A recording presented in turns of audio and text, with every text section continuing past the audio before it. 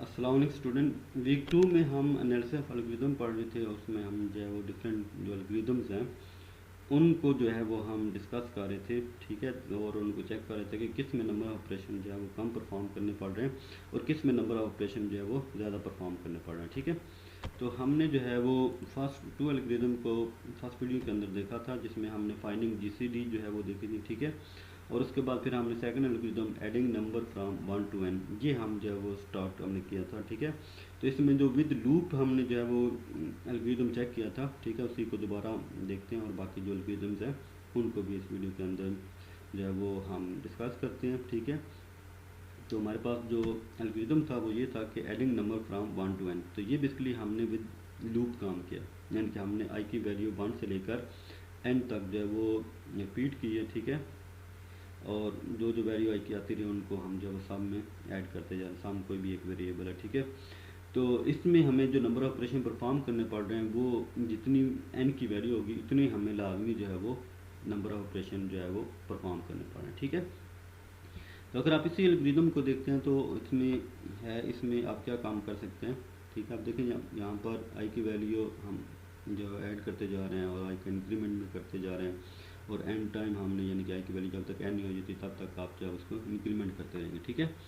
तो अब अगर हम जो है वो ये वाला फार्मूला सपोज यूज़ कर लेते हैं कि जिसमें हमारे पास जो है वो जो प्रॉब्लम ये है कि 1 to n आपने जो है वो नंबर्स को आपने क्या करना है, ऐड करना है। तो हम समेशन सिंबल को यूज़ कर रहे हैं 1 to n, ठीक है।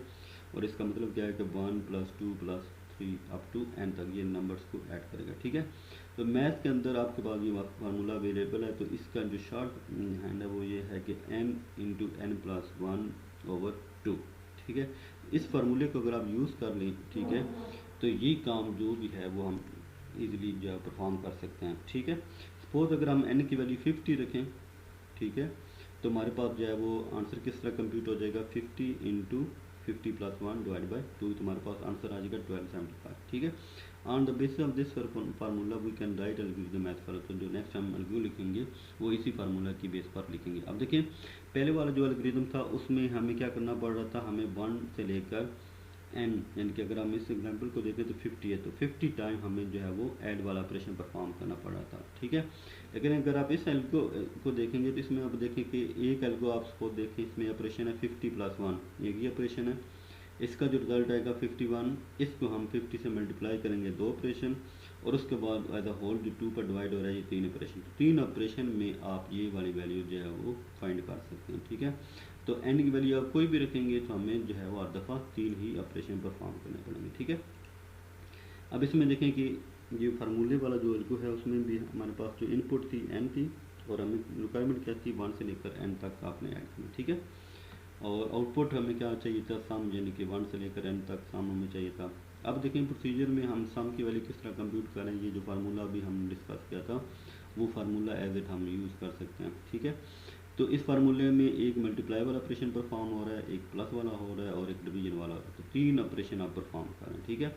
Algorithm 1 will demand n operation, जितनी n की वैल्यू होगी वो एल्गो 1 में था, ठीक है, to compute sum, while algorithm 2 will do this all in 1 step, एक ही स्टेप में कर सकते हैं। और उसमें नंबर ऑपरेशन कितने हैं, 3। तो हर दफ़ा जो भी n की वैल्यू रखेंगे 3 नंबर ऑपरेशन में हम इसको इजीली फाइंड कर सकते हैं, ठीक है। तो अगर आप इन दोनों एल्गोरिथम को देखते हैं एल्गो 1 और एल्गो 2 में, तो हमारे पास फिर कौन सा बेस्ट होगा, कौन सा एफिशिएंट होगा, जिसमें नंबर ऑफ ऑपरेशन जो होंगे वो कम होंगे, ठीक है। तो इन दोनों में से फिर एल्गोरिथम 2 जो होगा वो एफिशिएंट होगा, ठीक है, बेस्ट परफॉर्म करेगा, क्योंकि उसमें नंबर ऑफ ऑपरेशन जो है वो कम हो रहे हैं, ठीक है। इस तरह जो है वो केस है कि अगर हमें सम करना पड़ जाए squares of first n number, ठीक है, कि हमें 1 से लेकर n तक जो भी वैल्यू उनमें स्क्वेयर्स को हमने फाइंड करना, ठीक है। तो सिमिलरली जो एल्गोरिथम 1 है उसमें हम लूप की बात करेंगे, ठीक है, जिस तरह हमने पहली बार एग्जांपल में जो है वो चेक किया था। तो इसमें भी वही एग्जांपल है, जस्ट आपने क्या करना है, जहाँ पर आई की वैल्यू आप जो है वो आई की वैल्यू ऐड करें, तो अब आपने क्या करना है, वहाँ पर आई स्क्वेयर की वैल्यू आपने ऐड करनी है, ठीक है। बाकी वही स्टेप्स हैं कि आपने जो है वो 0 सम को साइन कर दिया और 1 जो है वो आई को साइन कर दिया। फिर आपने स्टेप 2 में क्या किया, आई स्क्वेयर फाइंड किया और उसको सम में ऐड कर दिया, ठीक है।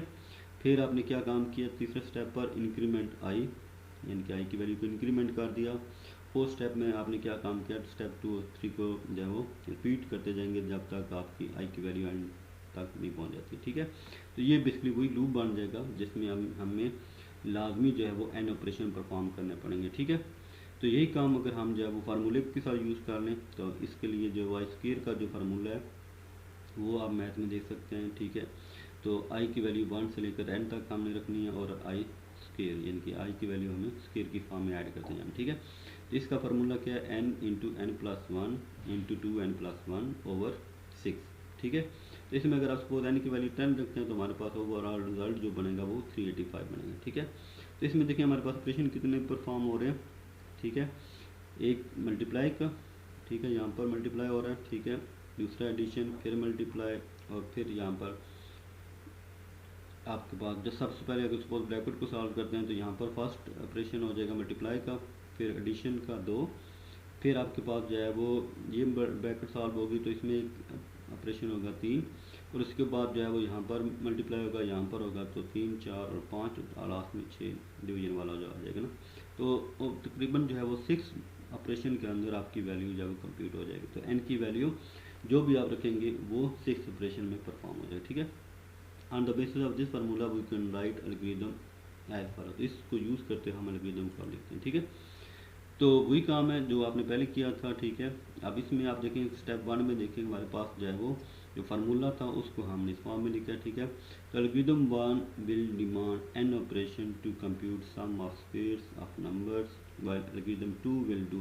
This all in one step. ठीक है, तो एल्गोरिथम 1 में जो है वो आपको एन ऑपरेशन परफॉर्म करने पड़ रहे हैं, और एल्गोरिथम 2 में जो है वो एक ही स्टेप में अंदर आप 6 ऑपरेशन सिर्फ परफॉर्म करेंगे तो वो हमारा जो है वो ये वाला कंपटीशन जो है वो हो जाएगी। ठीक है, तो इस तरह जो है हमारे पास जो है वो एल्गोरिथम 1 और एल्गोरिथम 2 में हमने अपने नंबर ऑफ ऑपरेशन परफॉर्म कर लिए हैं। ठीक है, तो एल्गोरिथम 2 जो है वो इस केस में भी बेस्ट होगा क्योंकि इसमें नंबर ऑफ ऑपरेशन जो है वो कम परफॉर्म करने पड़े। ठीक है, इस तरह हमारे पास जो है वो एक एल्गो है जिसमें हम क्या करते हैं कि हमारे पास लिस्ट ऑफ नंबर्स हैं और उनमें से हम मैक्सिमम वैल्यू को फाइंड करना चाहते हैं। तो ये एक एल्गो है, इसको आप जो है वो नेक्स्ट जो है जो वीक होगा उसमें भी हम इसको देखेंगे। ठीक है, उसमें हम फिर देखेंगे कि इसमें किस तरह जो है वो नंबर ऑफ ऑपरेशन का आप जो है वो कंप्यूट कर सकते हैं। ठीक है, तो इसके आपने खुद भी जो है वो इसमें देखना है इस वीक के अंदर कि इसमें कितने नंबर ऑफ ऑपरेशन परफॉर्म हो सकते हैं, और एन की वैल्यू आप चेंज करके देखें तो क्या एन की वैल्यू चेंज करने से नंबर ऑफ ऑपरेशन भी चेंज हो रहे हैं या नहीं हो रहे। ठीक है,